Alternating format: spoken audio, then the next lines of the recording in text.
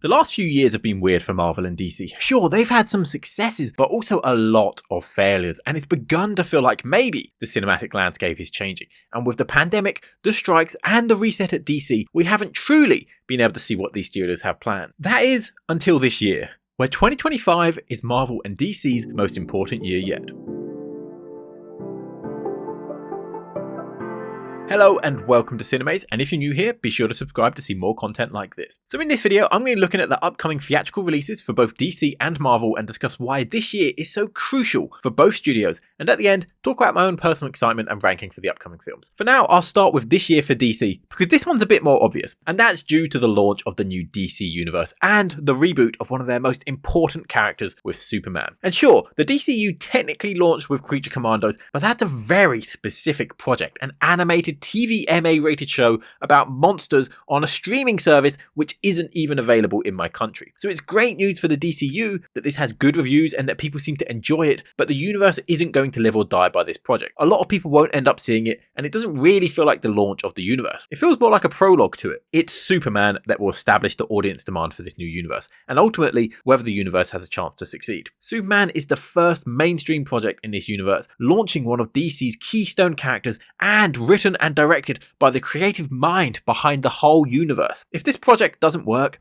it's not a good sign for the universe going forwards. And so far, it's looking good. I thought the trailer was great, the reception to it seems positive, the viewing figures are fantastic, and people just generally seem excited. But these people need to turn up to cinemas to see it and support this movie. I've spoken to multiple people in real life who aren't quite on board with this film yet. Whether the past movies were successful or not, Henry Cavill was a popular Superman, and I've had a few different conversations where people don't want to see this film because Cavill isn't in it. And this isn't from those passionate Snyder fans, this is just from normal people who were attached to Cavill's Superman and felt like he could have done more with the role given the chance. It's not quite like Batfleck, who sure had his fans, but general audiences didn't seem to mind too much when Affleck was replaced with Pattinson. Cavill seems more popular with general audiences. And I've also had conversations with people who aren't interested in another DC shared universe. They feel burnt out from the DCU and the abundance of reboots and other universes out there. So some people seem to just not want to get invested in a new one. Will people accept and connect with this new version of Superman? Will this new universe feel fresh and offer something new that makes people want to return? Those are questions that this movie needs to answer if it wants to succeed. I've seen a lot of talk online about whether Superman will reach $1 billion and that it needs to be a success, but I disagree. Firstly, this seems unlikely. It would be extremely impressive to launch a cinematic universe with $1 billion movie immediately. When Spidey was rebooted into the MCU, his first movie didn't reach $1 billion,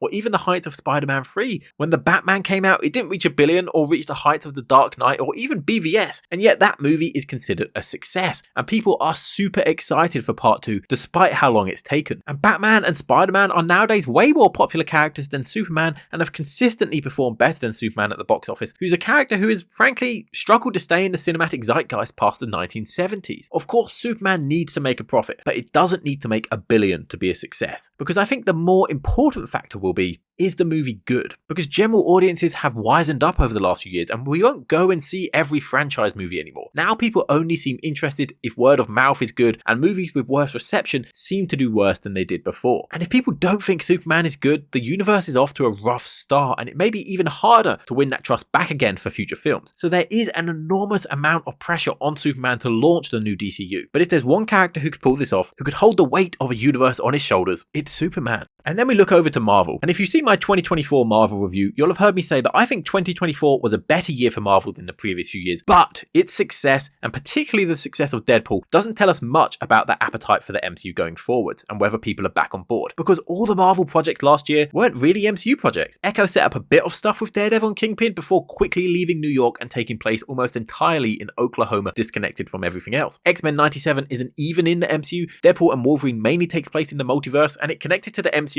even less than I was expecting. Agatha took place on the Witch's Road outside of the main MCU, and What If again was another multiverse project. So despite having these MCU projects last year, it never really felt like we got to be in the MCU. Not the proper MCU, not the grounded MCU that feels interconnected with the Avengers and S.H.I.E.L.D. that was built up so well over 3 phases. It doesn't really even feel like we've experienced that proper MCU for ages, definitely not in film, and even TV, not since, Falcon and the Winter Soldier? Hawkeye? And it also feels like we've been lacking that connective tissue that made Marvel Marvel so great building to Endgame? The post-credit scenes that paid off, the plot threads that connected the building towards a larger goal. We've not had that in a while, but that's about to change because 2025 is unquestionably an MCU year for film that feels like it takes place in the MCU. We have 2 projects that look very grounded, using characters we know connected to S.H.I.E.L.D. and the Avengers, and we have one project that looks intrinsically tied to the multiverse saga. So let's take a look in more detail. Now first up we have Captain America Brave New World, and right off the bat it's obviously linked to a previous show and it's connected to the end of Endgame. We have characters returning from phase 1 and Thaddeus Ross a recurring character. We know it's picking up a plot thread from Eternals with the giant sticking out of the ocean and using it to add adamantium to the MCU, taking what we know and using it to build the universe. That's key to Marvel and it's been missing recently. The movie looks ground level and it feels more like that phase 1 and 2 feeling of the Avengers and S.H.I.E.L.D. And that's needed because despite all these projects, I don't feel like we've been here in cinemas for a while. If this movie is good and if it feels like the MCU again, it may make people feel like we are back visiting the MCU for the first time in a long time. And that is needed. And then it moves right on to Thunderbolts. And again,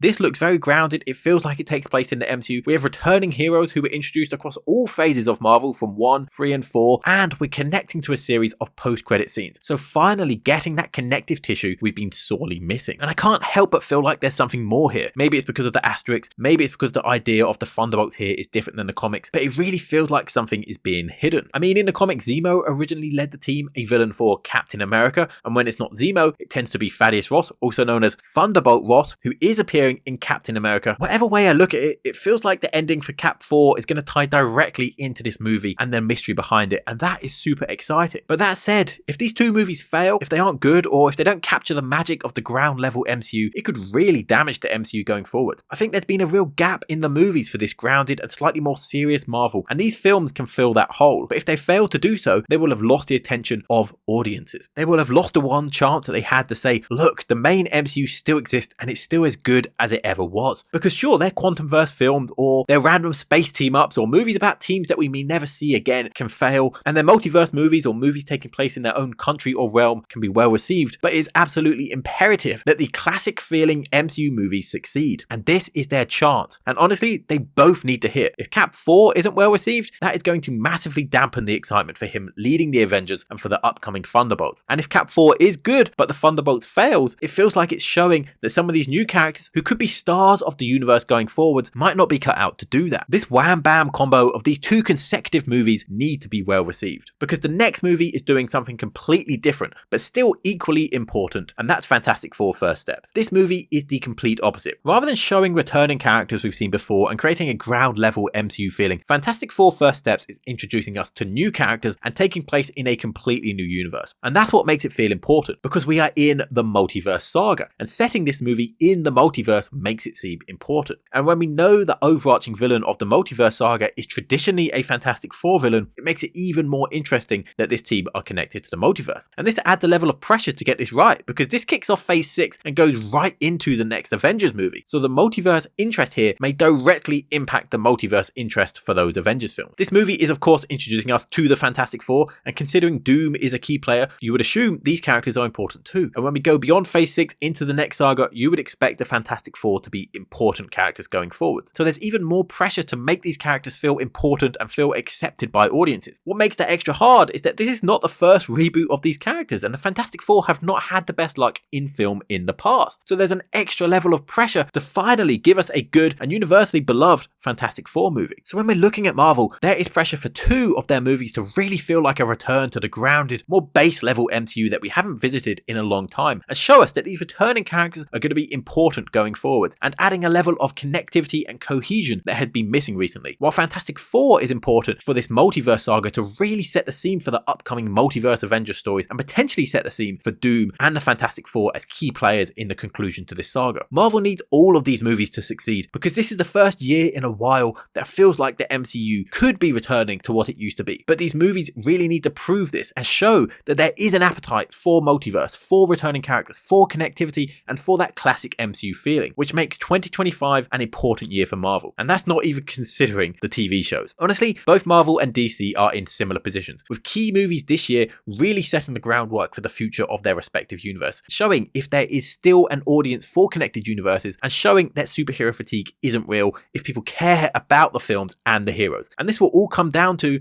are their movies good? And that's why 2025 is Marvel and DC's most important year.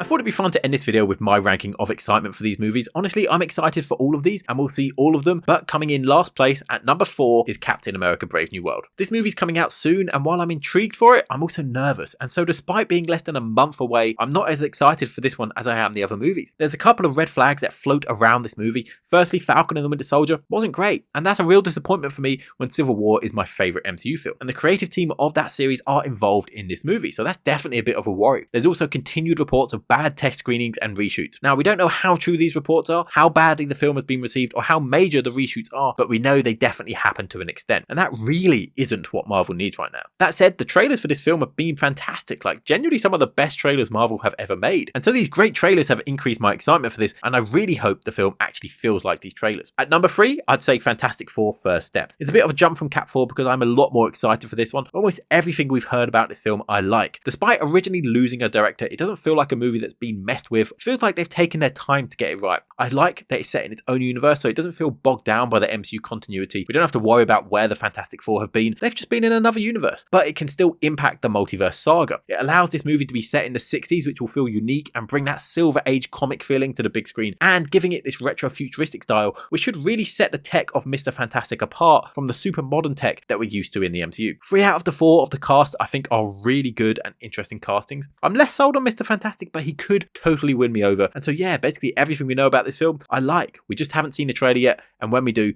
this could jump up the list. At number 2, I'd say Thunderbolts. Everything we learn about this just keeps getting me more and more excited. At first, the choice of heroes didn't seem that exciting. It felt too super soldiery. It didn't include Zemo or Red Hulk or Abomination, some characters who have felt more interesting to come back. But everything revealed since just sounded more and more interesting. And now I like that it's quite grounded, that it's a low-powered team, and that they're all heroes with a sketchy past, and that is what's going to unite them. I thought the trailer was fantastic, and it just got me really excited for this film. And that asterisk is intriguing. It's always felt like there's more to this film, whether that's a secret villain or a dark Avengers connection. It just makes me want to find out more, and I can't wait. Also, I'll say here that this is my most anticipated Marvel film, but I'd rank my excitement for Daredevil Born Again above all of these Marvel movies, and that new trailer really cemented that for me. But at number 1 is of course Superman. Despite being more of a Marvel guy than DC, this trailer just made me feel a way I haven't felt in a while for superhero movies. It gave me that feeling that Civil War or Infinity Wars trailers did way back when, where I just kept wanting to rewatch it and get the feel for the film. I really haven't had that for a superhero movie in a long time. Again, everything I find out about this film just gets me more excited, and it's a great feeling to be excited about a new universe and to see where it could go. So that's my thoughts on this important year for Marvel, DC, and my rankings of anticipation for these movies. Let me know your thoughts on the upcoming 2025 release in the comments below. What are you most excited for? If you enjoyed this video, be sure to give it a like. It really helps my channel out, and subscribe to see more content about Marvel, DC, and anything else amazing going on in cinema.